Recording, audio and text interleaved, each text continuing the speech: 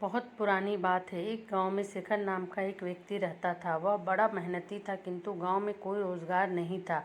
उसने सोचा कि मैं शहर चला जाता हूँ, वहाँ मुझे मेरी योग्यता अनुसार मेहनत के पैसे मिल जाएंगे। यह सोचकर शेखर एक दिन अपने गांव से शहर की ओर चल दिया।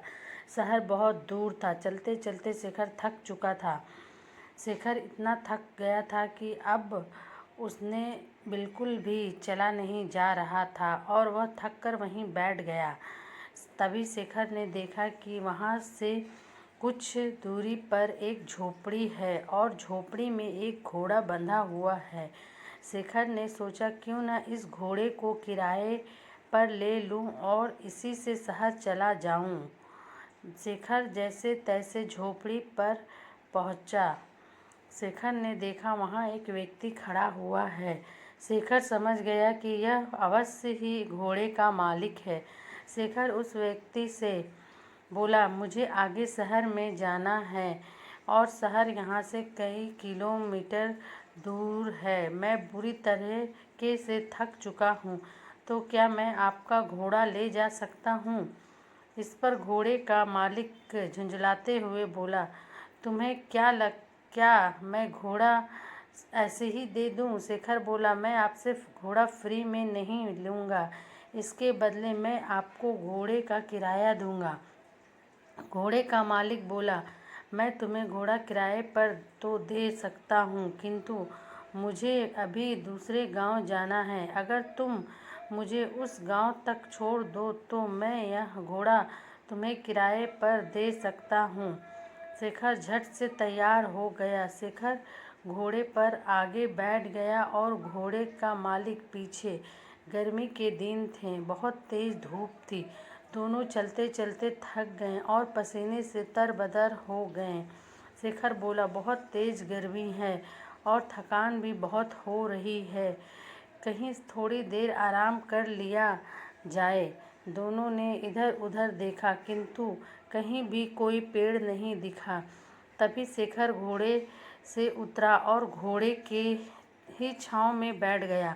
शेखर थोड़ी देर ही घोड़े की छांव में आराम कर पाया था कि यह सब देखकर घोड़े का मालिक बुरी तरीके से जल गया।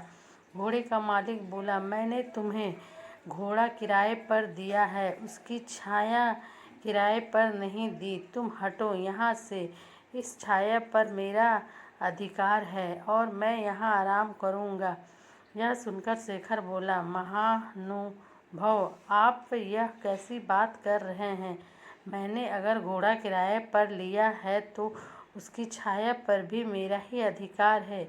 अगर आप चाहो तो आप भी इस छाया में मेरे साथ बैठकर आराम कर सकते हैं। लेकिन घोड़े का मालिक बड़ा जिद्दी था। वह बोला, नहीं नहीं, इस छाया पर सिर्फ और सिर्फ मेरा अधिकार है और मैं ही इसकी छाँव में बैठूंगा।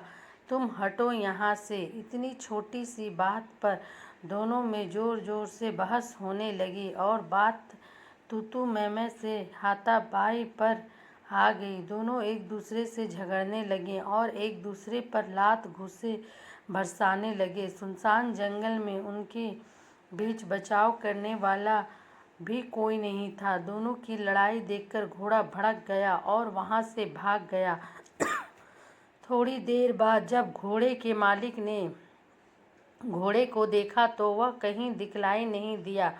यह देखकर घोड़े का मालिक बोला, अरे मेरा घोड़ा कहाँ चला गया? वह तो अभी नया है, उसने ठीक से घर भी नहीं देखा।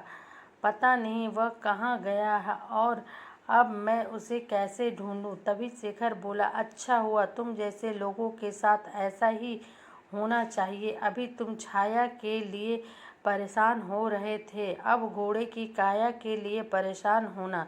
घोड़े के मालिक को अपनी गलती का एहसास हुआ और अपना माथा पीट कर हाय तौबा करते हुए बैठ गया और बोला, मेरे घोड़े से लालच से मेरा कितना बड़ा नुकसान हो गया। मुझे अपनी करनी का फल मिल गया।